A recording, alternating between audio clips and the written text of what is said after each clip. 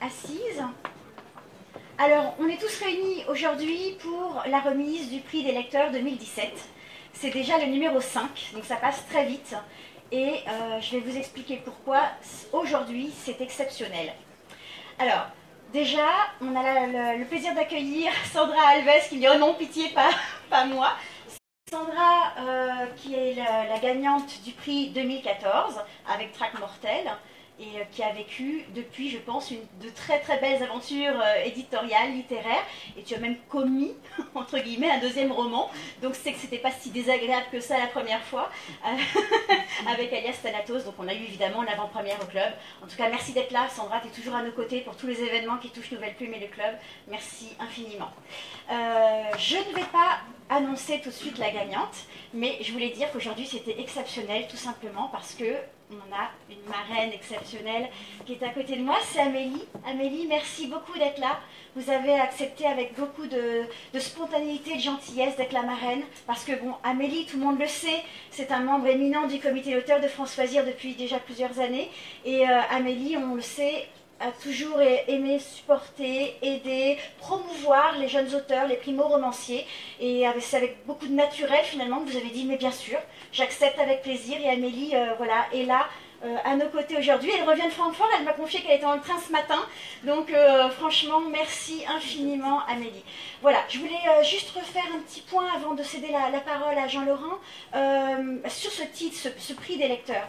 Bien plus qu'un prix, qui est déjà quand même, je pense, une véritable consécration pour un auteur d'avoir été choisi par des lecteurs, c'est pour le club France Loisirs aussi la super première du S5.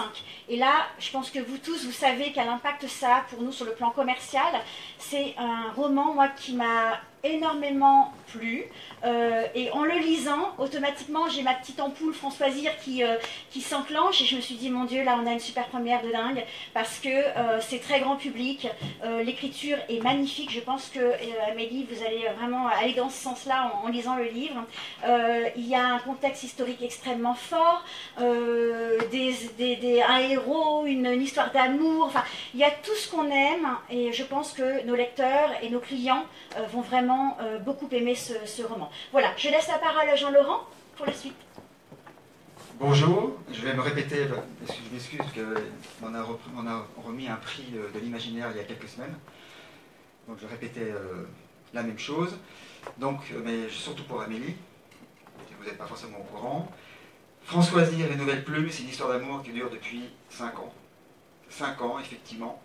Nous sommes pratiquement au 100e auteur publié. 100e nouvel auteur, puisque je répète, effectivement, ce sont des auteurs qui n'ont jamais été publiés, peut-être à compte d'auteur, peut-être, etc., mais jamais publiés à compte d'éditeur en librairie, et bien sûr, grâce au système avec France Loisirs, d'abord en avant-première, ce qui est exceptionnel pour un nouvel auteur. Donc cette maison d'édition Nouvelle Plume existe depuis 5 ans, et moi je suis très content de souffler ces 5 ans, puisque c'était en novembre, je crois, 2012, que nous avons créé cette société. Je tiens à remercier particulièrement Amélie. Là, c'est une histoire d'amour qui commence depuis 24 heures. Personne ne va comprendre, mais on s'est vu à Francfort. Voilà. Cet homme me poursuit. Ça s'appelle du harcèlement. Donc, vraiment, lorsque vous avez accepté d'être présidente de ce prix, franchement, je me suis dit là, c'est quelque chose d'extraordinaire qui arrive à Nouvelle Plume et à France Loisirs, de vous avoir comme présidente, et je me suis permis, donc, effectivement, de vous proposer d'être la nouvelle, à nouveau, présidente de prix l'année prochaine. Et vous avez accepté, donc je suis ému, et donc je tiens vraiment à remercier Amélie d'avoir accepté de continuer l'aventure avec nous. Je suis ému vraiment, c'est ça formidable. Donc merci. C'est un scoop.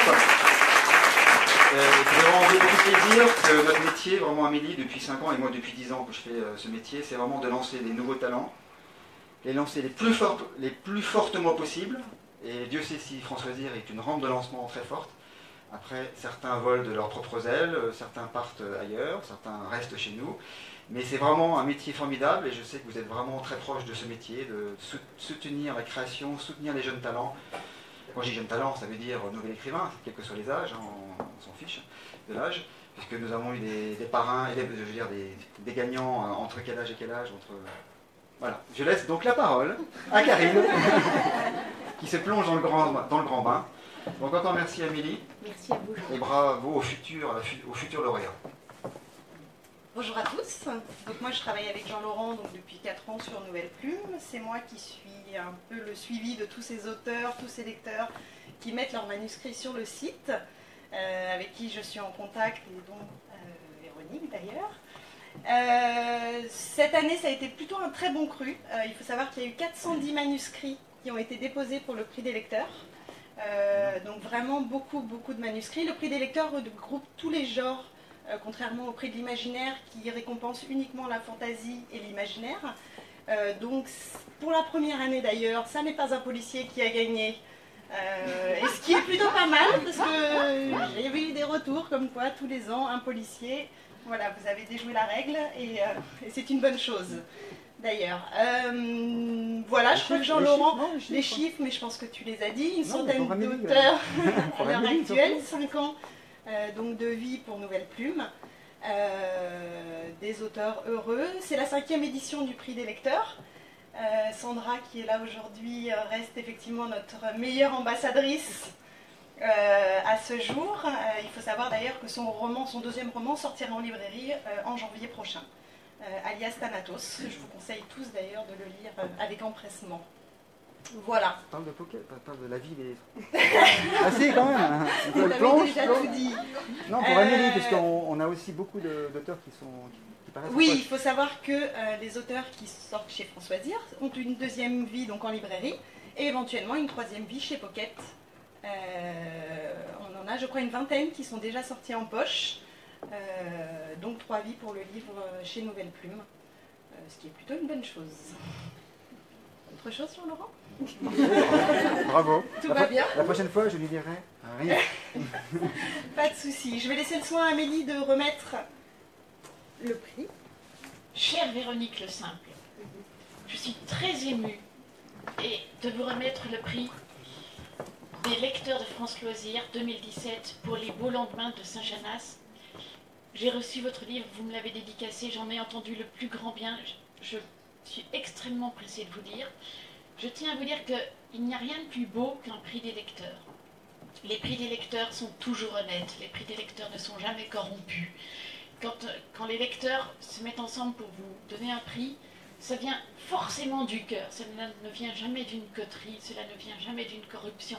Donc c'est le plus beau cadeau qu'un auteur puisse recevoir. Je suis extrêmement heureuse que ce soit vous qui l'ayez reçu.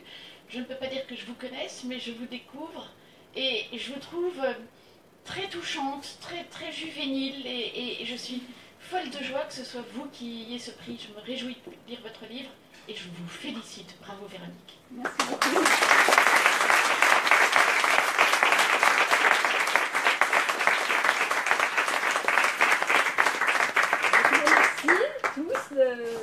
De m'avoir choisi parce que c'est une consécration, ça fait longtemps que j'écris et ça me fait vraiment plaisir de voir qu'enfin j'ai l'occasion de faire connaître mon histoire, enfin mon roman, je suis très contente. Et j'avais dédié ce livre à mes enfants, mais et l'une d'entre elles est voilà, ici. ma fille est là et je la remercie pour son soutien. C'est grâce à elle, c'est sur moi. Constance, est-ce que vous avez été la muse de votre maman? Est-ce que vous avez aidé votre maman à écrire son livre? Non. Elle avait écrit avant, mais je me suis mise à écrire et ça l'a poussée à recommencer à écrire.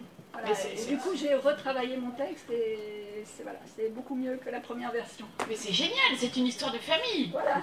Donc si je comprends bien, peut-être que le prix des lecteurs 2018, ce sera Constance.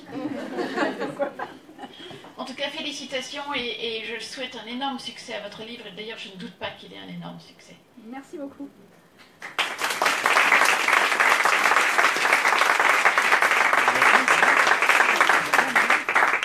Je le montre à tout le monde.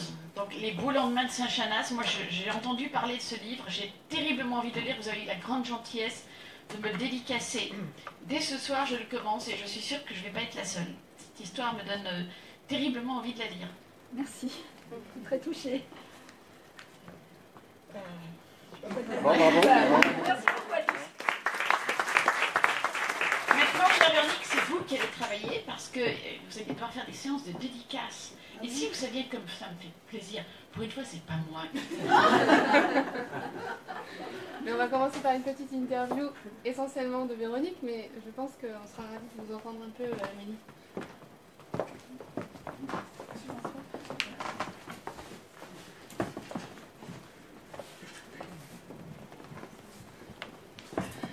Donc on vous a un petit peu entendu sur l'émotion de ce prix et on ne connaît pas encore bien les lendemains de Sachamas, les beaux lendemains de Sachamas, pardon, parce que le catalogue vient juste de sortir.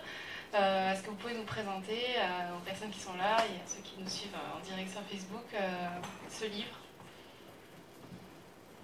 Alors mon livre tourne autour d'un personnage principal qui s'appelle Armand Rouvière, qui rentre de la guerre, assez traumatisé, et qui s'investit dans son travail de régisseur pour redonner goût à la vie au propriétaire qui est aveugle, qui a été gazé, et après à la sœur qui est veuve, au petit garçon qui est orphelin, et par son courage et puis son dynamisme, il les sort un peu de leur chagrin et ça permet à la vie de reprendre son cours malgré les traumatismes de la guerre. Et voilà. Juste coller un tout petit peu plus le micro parce qu'on a envie de vous entendre quand même. À la base, vous faites un métier qui n'a rien à voir avec l'écriture, parce que vous êtes pharmacienne. Comment on passe de pharmacienne à auteur publié Ben non, on ne passe pas. J'ai commencé à écrire quand j'étais au lycée, hein, donc c'est bien avant. Donc j'ai arrêté d'écrire quand j'ai fait mes études, mais après j'ai réécrit des histoires suivant mes inspirations, les lieux, les rencontres. C'est souvent quand je vois un paysage, ça m'inspire une histoire. Enfin, mais bon, le métier, c'est autre chose. Et comment vous en êtes venu à écrire cette histoire-là en particulier? Pourquoi la Première Guerre mondiale? Pourquoi ces personnages? Alors, j'ai écrit cette première version il y a 25 ans, donc je ne me souviens plus exactement de ma motivation profonde. 25 ans? Oui, c'était avant la naissance de mon fils. Donc, et j'ai réécrit complètement mon histoire il y a 3 ans avec ma fille. Donc j'ai tout repris les personnages, c'était la même histoire que j'avais déjà écrite, mais j'ai tout retravaillé mon texte. Donc la motivation profonde, c'est que je l'ai un peu oublié, je dois dire. Mais je suis toujours un peu amoureuse de mes personnages, pour ça que c'est souvent un homme dans mes histoires, parce que c'est un peu... Oui, Armand est assez... C'est l'homme qu'on trouve pas, hein, voilà. Malheureusement, oui, c'est pas trouvé. Quelles sont les caractéristiques d'Armand? Je veux savoir pour vous trouvez l'homme idéal, chère Véronique. L'homme idéal.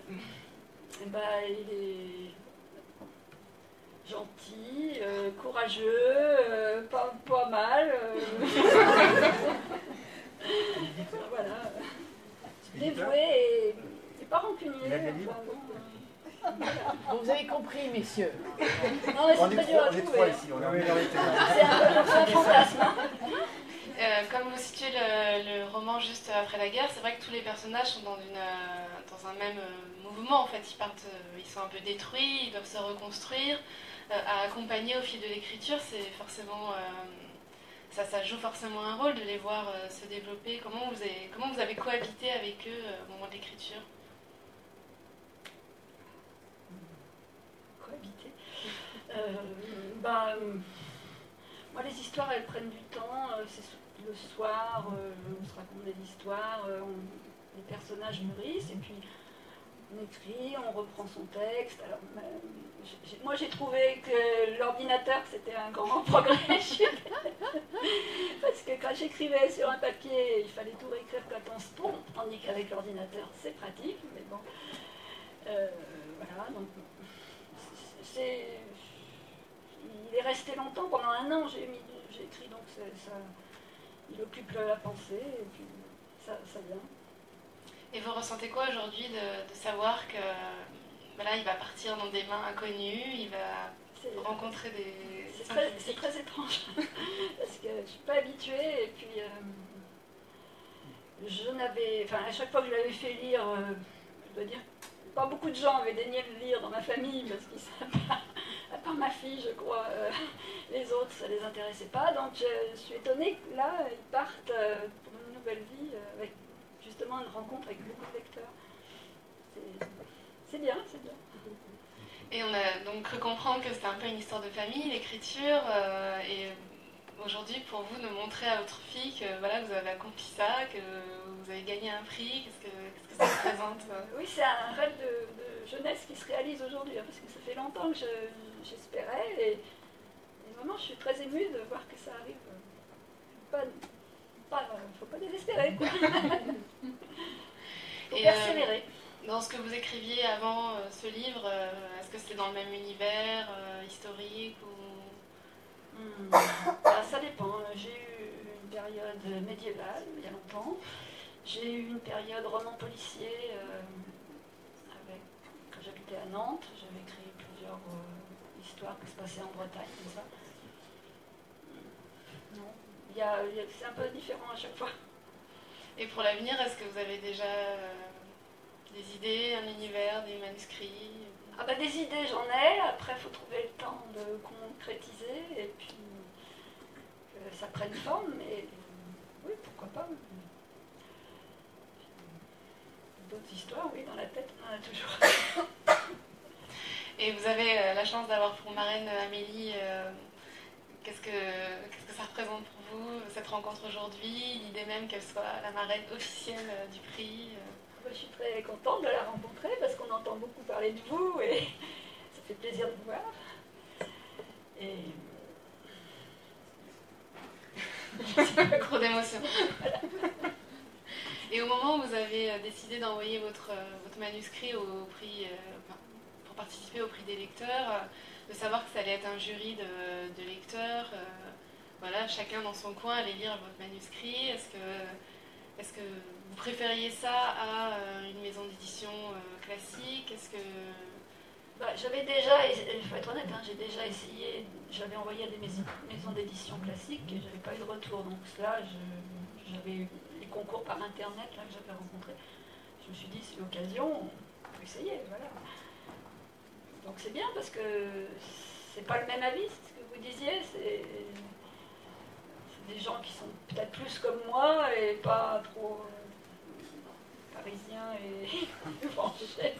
C'est ça, il n'y a pas de coterie. Voilà.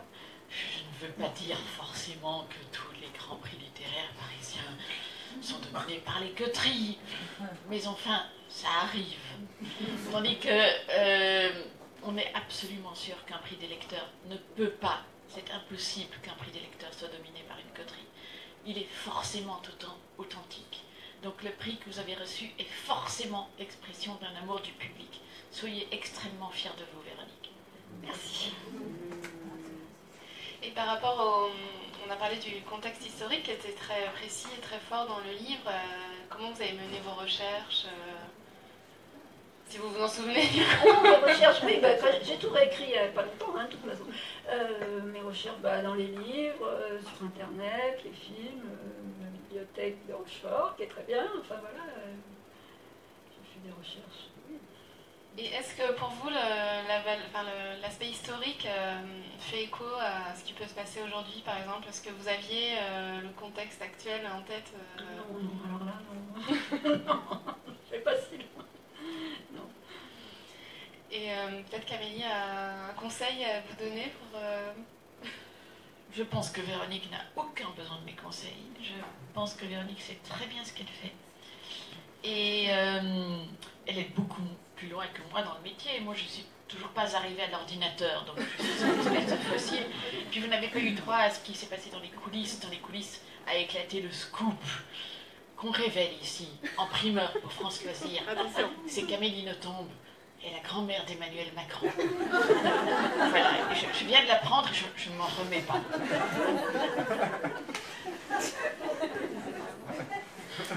Je pense qu'on a difficilement perdu quelques révélations. On attend vite les tweets, c'est bon C'est dur d'enchaîner là. Il est responsable. Non, je voulais juste demander à Véronique comment elle imaginait cette nouvelle vie d'auteur, les futures dédicaces qui se profilaient et la rencontre avec ses lecteurs. Est-ce qu'elle redoutait ce moment? Est-ce qu'elle était impatiente? Je ne sais pas surtout comment je vais trouver le temps de tout faire, mais on va chercher. Non, moi je suis intéressée par la rencontre avec les gens, mais c'est difficile quand on travaille de se dégager du temps pour ça. Mais bon, on va voir. Est-ce que vous êtes votre propre maître dans la pharmacie ou est-ce que... Oui, mais je suis pharmacienne, c'est ma pharmacie. Oui, mais... Donc vous pouvez vous mettre en congé quand vous voulez. Ah ouais, non, ce n'est pas comme ça que ça marche.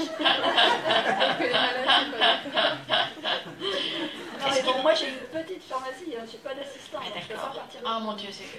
Et Clémence, mais Clémence est trop jeune pour tenir la pharmacie. Constance, pardonnez-moi. Non, mais j'ai un remplaçant, ne vous inquiétez pas. Enfin voilà, je ne peux pas tout faire. Bon, ça va s'arranger. Je trouverai des solutions. Oui. Est-ce qu'il y a des questions dans le public pour Véronique ou pour la grand-mère d'Emmanuel Macron?